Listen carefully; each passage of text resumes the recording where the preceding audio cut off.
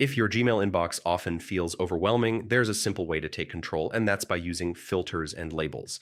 In this tutorial, I'll walk you through how to set them up step by step so your emails practically organize themselves. Let's start with labels. Think of labels as folders or tags that help categorize your emails.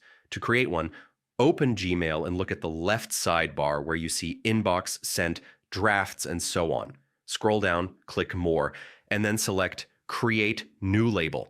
A box will pop up where you can name your label, something like job offers, invoices, or newsletters. Once you click Create, that label will appear in your sidebar, ready to be used. Now, labels alone are great, but the real magic happens when you combine them with filters. Filters automatically sort your incoming emails based on rules you set. Here's how.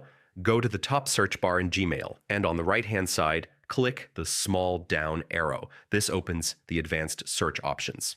Here, you can define what kind of emails you want to filter. For example, if you want all emails from a specific sender, like your boss, you type their address in the From field. You can also add subject keywords, phrases that appear in the email body, or even set size limits if you want to catch only larger attachments. Once your conditions are set, click Create Filter at the bottom.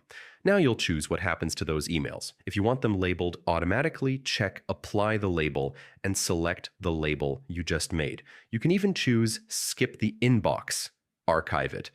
If you don't want them cluttering your main inbox view, finally confirm by clicking Create Filter again. And that's it. From now on, Gmail will handle those emails for you, tagging, sorting, and archiving them automatically so you don't have to.